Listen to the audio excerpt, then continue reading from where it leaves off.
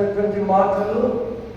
సెమినార్లో ఒక 20 రోజులు దాన్ని కుదించి ఎన్ని భాగాలు కంటే ఇది ప్రపంచంలో ఉన్న క్రైస్తవులకు గలిబిలి, ప్రపంచంలో ఉన్న విశ్వాసుల్లో, సంఘ సేవకుల్లో దుర్బోధలుగా ప్రచారంలో ఉన్నటువంటి సందేశం, కాంట్రవర్సీలో ఉన్నటువంటి సందేశం. ఈరోజు మీరు ఆ కాంట్రవర్సీలో నుండి, ఆ దుర్బోధల నుండి దేవుని వాక్యముతోనే బోధించాలి.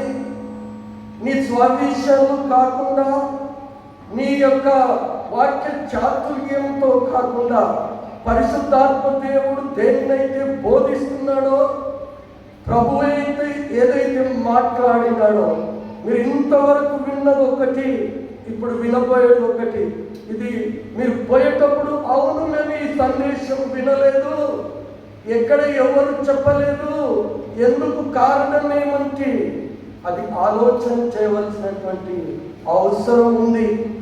ఏమిటనగా రెండో రాకడలో అని పరిశుద్ధ గ్రంథంలో ఉందండి. ఎంతమంది చేతులు లేపుతారు? ఇది చాలా ఏంటో ఉంది కదా అంటారు. రెండవ రాకడ అని పరిశుద్ధ గ్రంథంలో ఉందా? ఎందుకు ఇది దుర్బోధలు? పరిశుద్ధ గ్రంథంలో ప్రియమైన దేవుని సంగమా, ఈ యొక్క బోధన సందేశం ఉన్న అంశం ఏమిటి అంటే, ఇదిగో రెండవ రాకడ, యేసు ప్రభు రాకడ ఉందా? ఉంటే ఎప్పుడు వస్తాడు? ఎలా వస్తాడు? మరి ఎంతమంది అపోస్తులు ఈ యొక్క రెండవ రాకడ గురించి బోధించారు? మరి ప్రభు ఏమైనా దీని గురించి చెప్పాడా? అది ఎప్పుడు వస్తుంది? ఎందుకు వస్తుంది? ఎలా వస్తుంది? ఇన్ని అంశాలను మనం జోడించాలంటే సమయం సరిపోదు. అందులో ఒక సెమినార్ కావాలి. ఒక 10 రోజులు సెమినార్లో ఈ దాని మీద, అంటే ఈ రెండవ రాకడ నేనంటున్నాను, మళ్ళీ మీరు అన్నారు కదా ఇప్పుడు అని.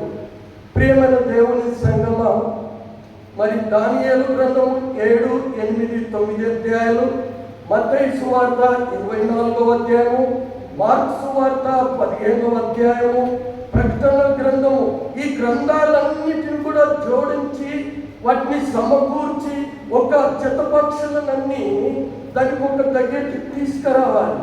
అప్పుడే ఒక సందేశానికి పరిపూర్ణమైనటువంటి అవగాహనలోకి వెళుతాము.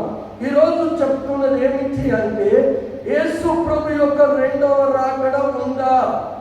ఉంటే ఎలా ఉంటుంది? ఎప్పుడు వస్తుంది అన్నటువంటి ఆలోచన కలిగి ఉందాం. ప్రియమైన దేవుని పిల్లల, చాలా మటుకు ఈ యొక్క సంఘాలలో, చాలా మటుకు విశ్వాసంలో ఉన్నటువంటి గందరగోళము, దుర్బోధ. ఇదిగో దొంగలకు వస్తున్నాడు యేసు ప్రభు. ఏంటి దొంగలకు వస్తున్నాడా? ఎంతమందికి తెలుసండి దొంగలకు వస్తున్నాడని? చాలా మంది సేవకులు చెప్తున్నారు. ఏంటి వాక్య ప్రత్యక్షత లేనటువంటి వారు బోధ చేస్తే ఇలానే ఉంటుంది. వాక్యం ఏం బోధిస్తుంది? దొంగలకు వస్తాడు అంటుంది. ఎవరికి దొంగలకు వస్తున్నారు? రెండవ రాకడ అని పరిశుద్ధ గ్రంథంలో రాయబడి ఉందా? ఇది ఆలోచన చేయాలి. ఏదో వచ్చినామని ఎంతమంది నిద్రపోతున్నారు, ఎంతమంది ఆవలింపలు తీస్తారు. డిస్ప్లే వస్తుంది. ఇక్కడ కాదు, పరలోక రాజ్యంలో తీర్పులో డిస్ప్లే చేస్తాడు ప్రభు. అయ్యో మేము నిద్రపోతాం, జాగ్రత్త. ఈ మాటలు నువ్వు వెతికినా మళ్ళీ నువ్వు మర్చిపోయే స్థితిలో ఉంటుంది. ఏది ఏమైనప్పటికీ రెండవ రాకడని పరిశుద్ధ గ్రంథంలో లేదు. దానికి అర్థం ఇచ్చేటటువంటి, దానికి సమయానికి ఆ అర్థం వచ్చేటట్టుగా వ్రాయబడింది. ఒకసారి ఇదే పౌలు రాస్తాడు ఎబ్రీయులకు రాసిన పత్రికలో 9వ అధ్యాయము 28వ వచనంలో పౌలు గారు రాస్తున్నటువంటి రెండవ అలాగుననే క్రీస్తు కూడా అనేకుల పాపములను భరించుటకు, అనేకుల యొక్క పాపములను సంహరించుటకు ఒక్కసారి అర్పింపబడి తన కొరకు కనిపెట్టుకొని ఉండువారి, తన కోసం కొరకు కనిపెట్టి ఉండు వారి కొరకు రక్షణ నిమిత్తము పాపము లేకుండా రెండవసారి ప్రత్యక్షమగును. అమ్మా కింది మళ్ళీ చదవాలి. రెండవసారి ప్రత్యక్షము. ఇది బైబిల్ చెప్పే బోధ, అపోస్తలులు చెప్పే సేవకులు ప్రత్యక్షత ఉంటుందో లేదో రెండవ రాకడ అసలు పరిశుద్ధ గ్రంథమంతా వెతికిన రెండవ రాకడ లేదు. ప్రభు వస్తాడు, ప్రభు నోటితో చెప్పాడు. ప్రకటన గ్రంథం చాలా జాగ్రత్తగా మెల్లికించండి. ఇదిగో 1వ అధ్యాయం 7వ వచనంలో, ప్రకటన గ్రంథం 22వ అధ్యాయం 7వ వచనము, ప్రకటన గ్రంథం 22వ అధ్యాయము 12వ వచనము, ప్రకటన గ్రంథము 22వ అధ్యాయము 20వ వచనంలో, ఇదిగో నేను త్వరగా వచ్చుచున్నాను. రెండవసారి కాదు, రెండవసారి ప్రత్యక్షపడుచుటకు. ఇదిగో ఈ ప్రకటన ప్రభు చెప్పింది, ఇదిగో నేను త్వరగా వస్తున్నాను. ఎప్పుడు మేము పుట్టినప్పుడు మొదలుకొని ఇదే మాటలు మాట్లాడుతున్నటువంటి నా ప్రియమైన దేవుని పిల్లలారా, ప్రభు ఇక్కడ ఇంకొక మాట మత్తయి సువార్తలో చదువుకున్నటువంటి మాట ఏమిటంటే, ఇదిగో ఆకాశము భూమి గతించినను నా మాటలు గతింపవు. ఇదిగో రాబోయే సూచనలు, ఇదిగో పరలోకమందున్న దూతలైనను, ఇదిగో పరిశుద్ధులైనను, ఇదిగో దేవుని సేవకులైనను, అందులో కుమారుడైనటువంటి ప్రభు కుమారుడు కూడా ఎడగారు. దేవుడే ఎరగమన్నాడు. అసలు దేవునికి అవమానం కాదండి, యేసు ప్రభుకు తెలియదా? ఇక్కడ ఒకసారి చూడండి, మత్తయి సువార్త 24వ అధ్యాయము 35-36 వచనాలు ఒకసారి చదివితే, ఆకాశమును భూమియు గతించును కానీ నా మాటలు గతింపవు. అయితే ఆ దినమును గూర్చియు ఆ గడియను గూర్చియు తండ్రి మాత్రమే తెలుసు. ఏ మనుషుడైనను పరలోకమైన దూతలైనను కుమారుడైనను ఎరుగడు. అంటే కుమారునికి తెలియదని బోధించేశారు బోధకులు. ఎంత విచిత్రం ఉంటుంది! కుమారుకు తెలియదు, సమస్తము ఆయన లేకుండా కలగలేదు, కలిగి ఉన్నదంతయు ఆయన మూలంగా కలిగినని లేఖనాలు వస్తే ఆయనకు తెలియనప్పుడు దేవుడు ఎలా అవుతాడు? ఆలోచించారా? ఇది చాలా ఆలోచించాను, నేను చాలా ఆలోచించాను. ఆ మాట వదిలిపెట్టి ఇక్కడ ఇంకా పౌలు రాస్తాడు. పౌలు ఏమని రాస్తాడు అంటే, ఒకసారి తెస్సలోనికీయులకు రాసిన పత్రిక, అందరు కొంచెము పరిశుద్ధ గ్రంథాలు తీసి పెట్టుకోనండి. 5వ అధ్యాయము 1వ వచనము. మీరు దొంగ మా సహోదరులారా, ఆ కాలమును గూర్చి ఆ సమయములను గూర్చి మీకు రాయనక్కర్లేదు అంటున్నాడు అక్కడ. అంటూ రాత్రి వేళ దొంగ ఎలా ఉంటాడో అలాగే ఉంటుంది. అంతవరకు కాదు అయ్యా, మరి చెప్పేవారు ఇప్పుడు దొంగలా. కానీ ఇది ఆత్మ ప్రత్యక్షత లేకపోతే వాక్య ప్రత్యక్షత లేని బోధకులు. అందుకనే యాకోబు 3 అంటాడు, అనేకులు బోధకులు వేరు, సువార్తికులు వేరు, రకరకాల పరీక్షలు ఉన్నాయి. ప్రియమైనటువంటి దేవుని సంగమా, ఈరోజు వాక్యం వింటున్నటువంటి నీవు అక్కడ మత్తయి సువార్త 16లో ఉంటాడు 3వ వచనంలో.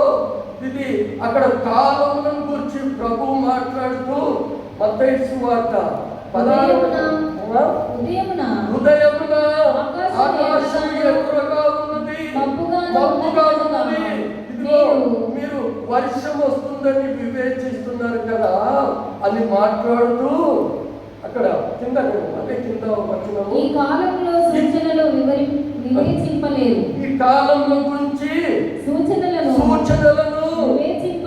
వివేచింపలేరు. వ్యభిచారులైన చెడ్డతరము వారు. దేవుని నామానికి స్తోత్రం. కాలము ఇదిగో ఉదయం ఎర్రగా ఉంది, మబ్బుగా ఉంది అని వివేచిస్తున్నారు. వర్షం వస్తుంది కానీ కాలం యొక్క సూచనలు, కాలములను నిర్ణయించే దేవుడు ఆ మాటలను పక్కన పెట్టినట్టుగా మనం చూస్తున్నాం. మరి ఎప్పుడొస్తాడు అన్నటువంటి మన సమస్య. ఎప్పుడొస్తాడు అది దేవుడే మాట్లాడాలి, దేవుడే చెప్పాలి. ఎవరో ఇంతవరకు వచ్చారు, పరలోక రాజ్యము సమీపించింది అని ప్రభు వచ్చేసరిగా ప్రభు రాకడ లేదని ప్రకటించేశారు సేవకులు. ఎంత దుర్బోధండి, ఎంత దుర్బోధ వచ్చాడు. అప్పుడు ఏదో ఇది వచ్చినప్పుడు ఏదో స్టైల్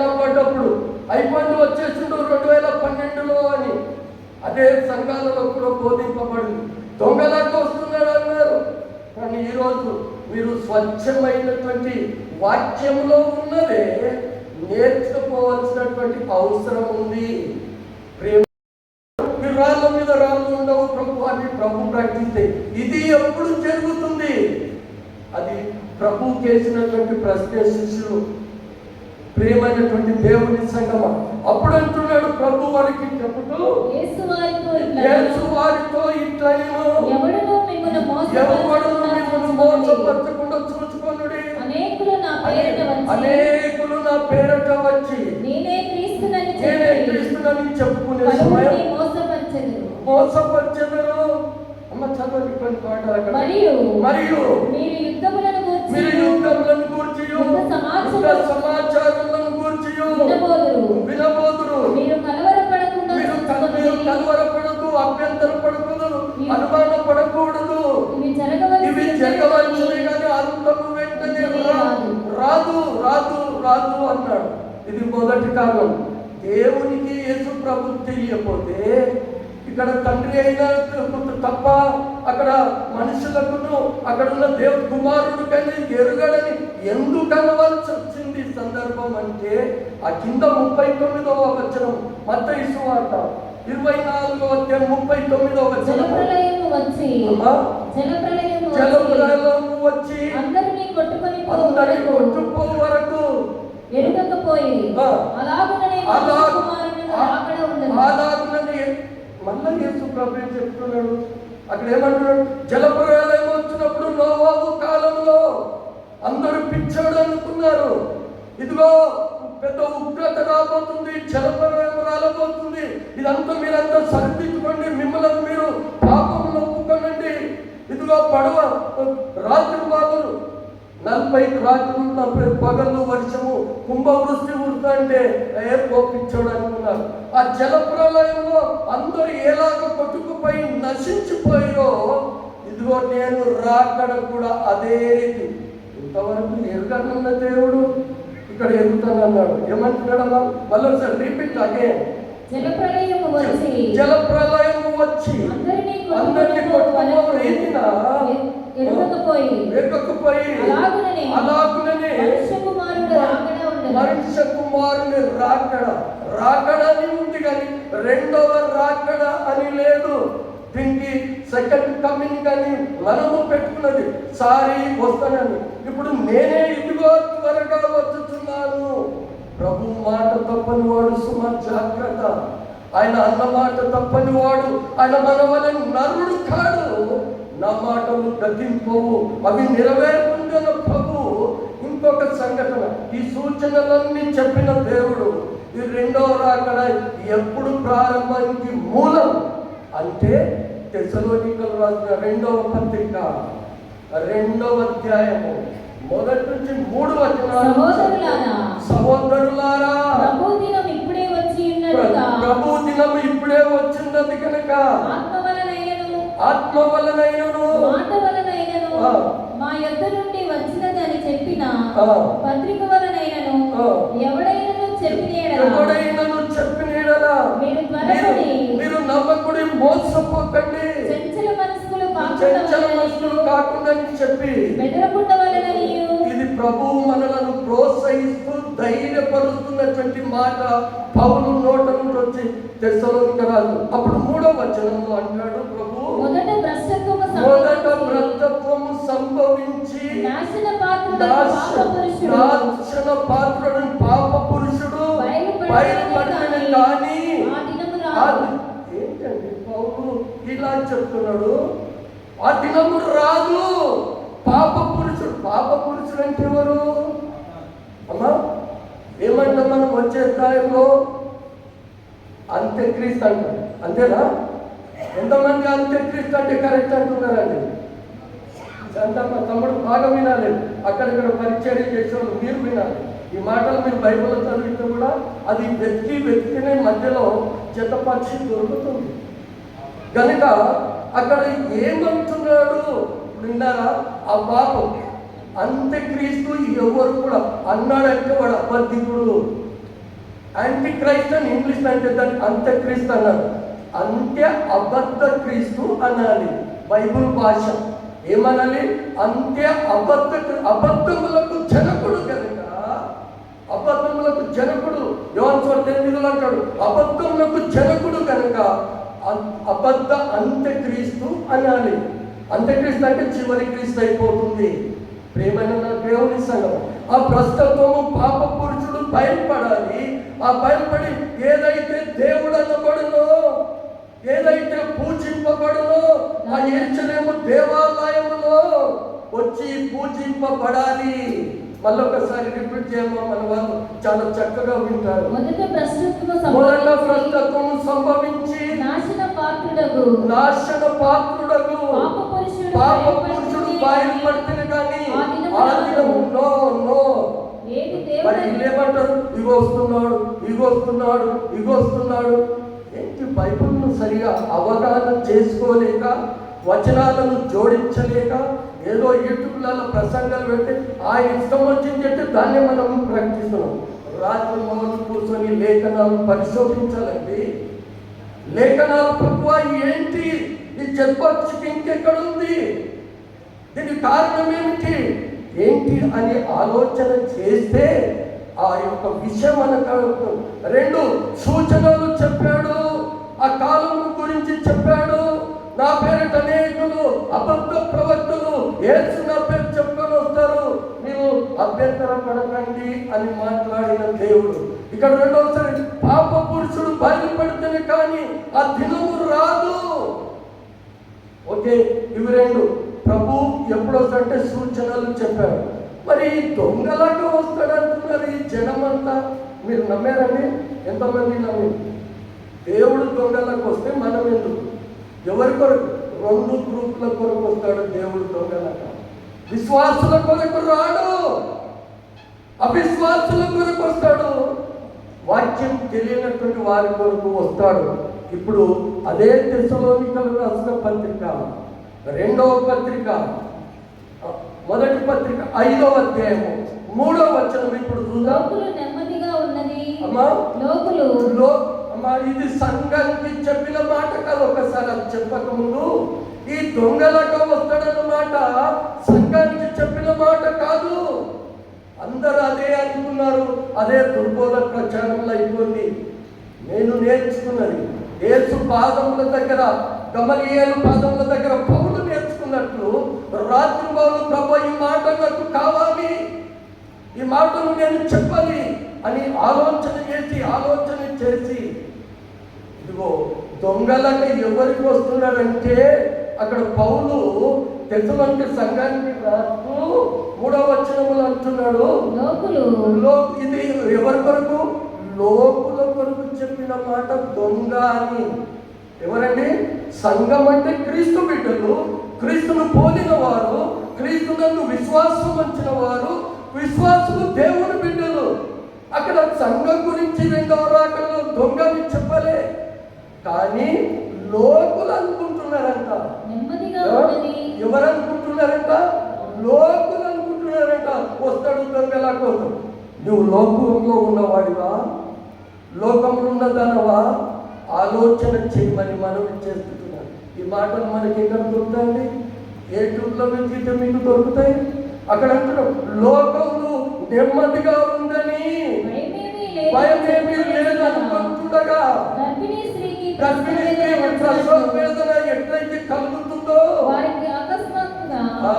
ఇప్పుడు ఇక్కడ నర్సమ్మ ఉన్నారు, సిస్టర్స్ ఉన్నారు, గర్భిణి. మీరు డాక్టర్ల దగ్గర ఉంటారు, సరళమ్మ సున్నతమ్మ గారు. గర్భిణి ఎప్పుడు ప్రసవిస్తుందో చెప్తారా? మీరు చెప్తారా? ఆమె పెయిన్స్, నొప్పులు వస్తే తప్ప దినాలు వచ్చినాయని చెప్తారు.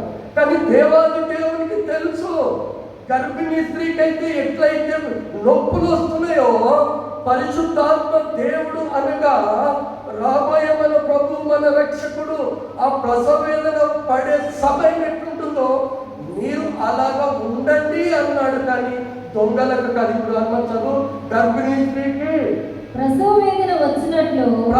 వేదన వచ్చినట్లు వారికి తటస్థించును కనుక వారు ఎంత మాత్రము తప్పించుకోలేరు.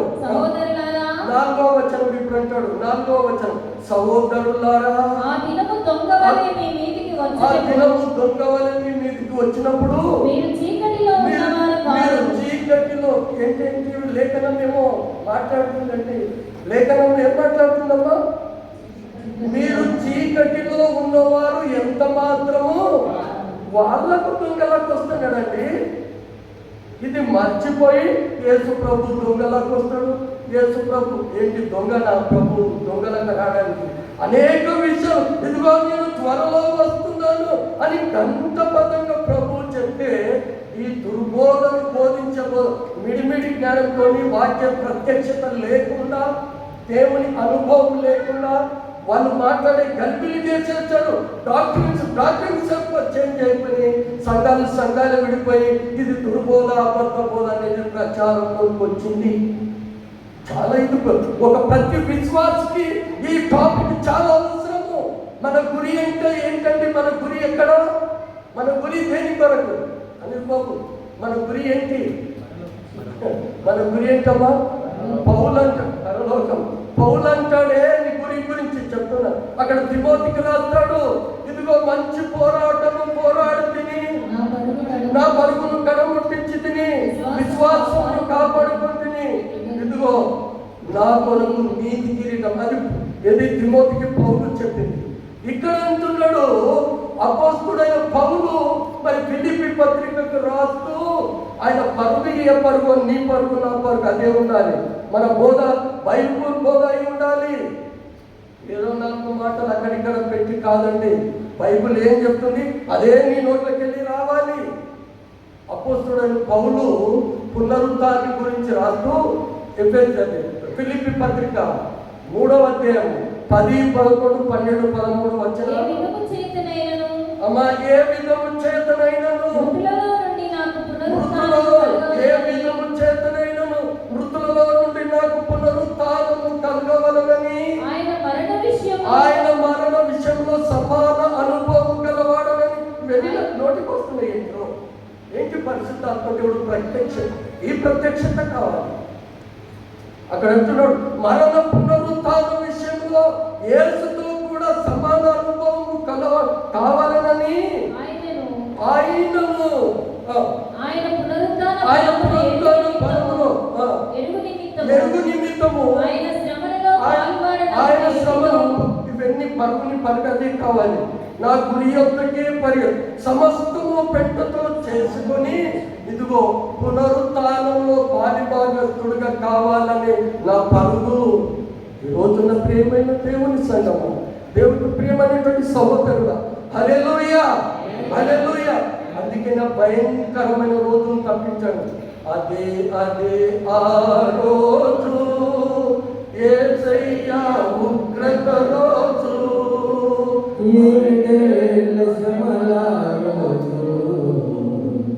పాపులంతా ఏడ్చే రోజు.